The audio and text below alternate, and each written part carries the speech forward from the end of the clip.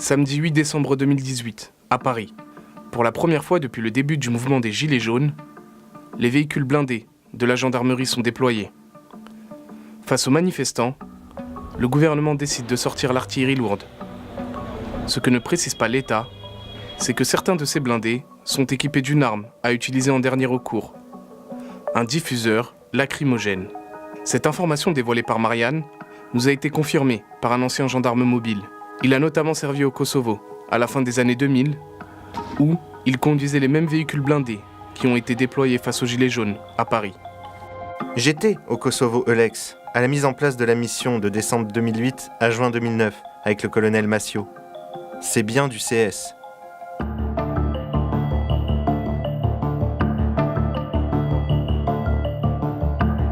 Il s'agit donc du même gaz lacrymogène, contenu dans les grenades utilisées par les forces de l'ordre face aux manifestants. Mais le diffuseur lacrymogène serait capable de recouvrir jusqu'à 4 hectares, soit l'équivalent de 4 terrains de football. Et selon le service de communication de la gendarmerie, une telle quantité de gaz lacrymogène n'a rien de dangereux.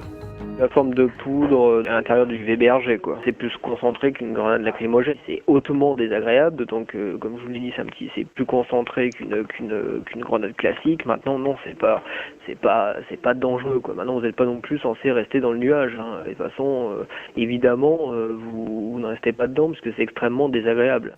Pourtant, pour Physicians for Human Rights, qui a étudié l'utilisation du gaz lacrymogène lors de conflits à travers le monde, l'utilisation du diffuseur lacrymogène serait catastrophique, même en cas de dernier recours. Ça pose des dangers graves pour la santé et surtout des risques pour les personnes qui sont parmi une foule qui sont vulnérables, c'est-à-dire les gens qui ont peut-être des maladies préexistantes comme l'asthme et certainement pour les gens aussi qui ont des maladies de peau, par exemple. Et alors, dans ce cas, l'utilisation de gaz lacrymogène dans une quantité énorme sur une foule énorme certainement pose des risques pour la santé et nous recommandons d'autres méthodes qui ne sont pas si indiscriminées et avec une arme qui n'est pas aussi dangereuse, même qui pose des risques mortels pour les manifestants. L'ONG a notamment étudié l'utilisation du gaz lacrymogène au Bahreïn. En 2011, le pays connaît un soulèvement populaire. Pour réprimer sa population, la police utilise des grenades lacrymogènes, jusqu'à 2000 par jour. Une utilisation intensive du gaz lacrymogène qui aurait causé la mort d'au moins 39 personnes, selon Physicians for Human Rights. C'est une arme chimique. Ça, c'est reconnu mondialement. Et puisque c'est interdit comme arme de guerre, en tant qu'une arme qui n'est pas vue à tuer les personnes, mais plutôt à supprimer et à disperser une foule, c'est quand même classé comme une arme chimique. L'un des principaux fabricants de gaz lacrymogène, c'est la société française, Alcetex, leader européen des produits du maintien de l'ordre. En mai 2018, l'entreprise a signé un nouveau contrat pour fournir la police et la gendarmerie en gaz lacrymogène. Une société opaque. Sur leur site web, la page produit n'est pas accessible. Et l'entreprise refuse de communiquer la composition exacte de son gaz lacrymogène. Nous avons bien évidemment demandé à rencontrer l'un des représentants de la société, mais aucune réponse. Voici donc les questions qu'on aurait aimé poser à l'entreprise. Est-ce que vous pouvez nous dire quelle est la composition exacte du gaz lacrymogène que vous fabriquez ? Êtes-vous en mesure d'affirmer qu'il n'y a aucun risque pour les personnes qui respirent ce gaz lacrymogène ? Merci pour vos réponses. Impossible donc de savoir les composants et la concentration du gaz lacrymogène que fabrique Alcetex, ainsi que les effets que peuvent subir le corps humain sur le long terme. Malgré ce manque d'informations, cela n'empêche pas une utilisation intensive de gaz lacrymogène. Depuis le début du mouvement des Gilets jaunes, c'est leur arme préférée. Le 1er décembre à Paris, face aux Gilets jaunes, c'est plus de 8000 grenades lacrymogènes qui ont été utilisées. Un danger pour les manifestants, mais également pour les policiers, qui ne savent pas non plus à quoi ils s'exposent concrètement. Nous avons rencontré l'un d'eux. Il souhaite rester anonyme, nous l'appellerons Christophe.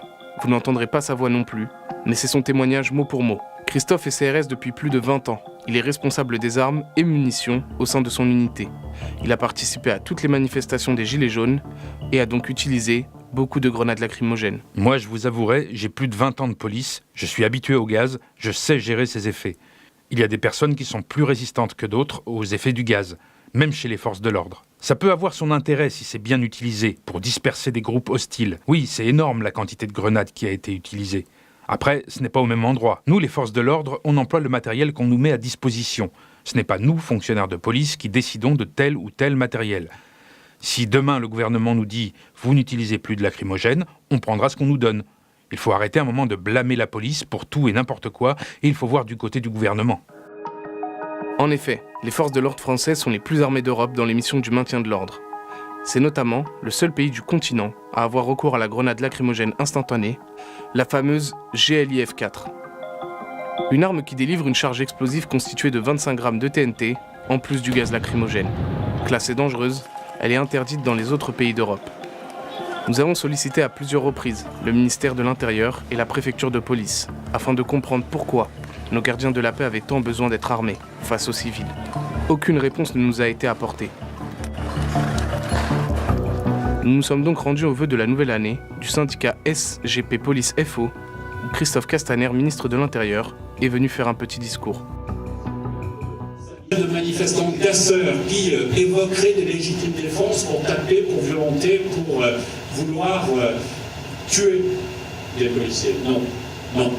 L'État, et donc vous, êtes les seuls légitimes à pouvoir opposer la force. C'est la force de l'ordre.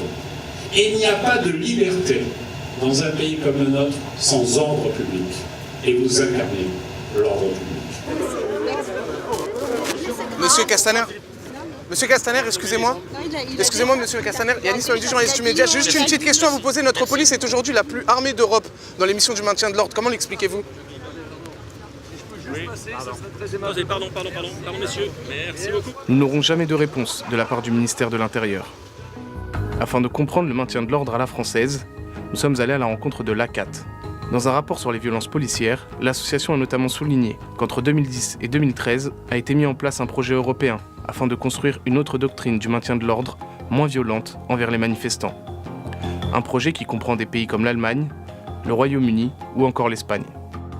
En Grande-Bretagne, quand il y a des interpellations parce qu'il y a des infractions qui sont commises par des manifestants, avant que la police intervienne pour arrêter, des agents de dialogue, c'est un peu dialogue units, vont dans la manifestation expliquer, voilà, la police va venir parce qu'il y a ci, parce qu'il y a ça, la police intervient, interpelle, et les officiers de dialogue continuent à expliquer pourquoi ça s'est passé comme ça, pourquoi c'était important. Un programme auquel la France n'a pas souhaité participer. En France, on a une doctrine, une philosophie qui a été développée fin 19e, début 20e siècle, où on voit la foule comme un groupe opaque, avec un leader, et en gros, la foule est bête, elle suit son leader.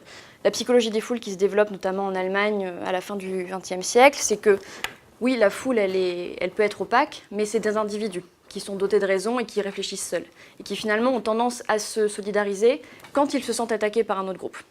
D'où l'importance finalement pour les forces de l'ordre de ne pas traiter la foule comme un bloc unique, mais vraiment aller prélever ceux qui posent problème, mais en garantissant l'intégrité et le droit de manifester de ceux qui ne posent aucun problème. Le dernier élément, c'est la facilitation, c'est-à-dire que les manifestations doivent être facilitées, protégées, quand bien même elles ne sont pas prévues, pas déclarées, etc. Ça ne peut pas être un critère d'empêcher une manifestation parce que toutes les obligations légales n'auraient pas été respectées au préalable. Pour le moment, on estime que le maintien de l'ordre à la française aurait fait au moins 2000 blessés parmi les manifestants, dont une centaine de blessés graves. Une doctrine que le gouvernement ne semble pas vouloir abandonner de sitôt.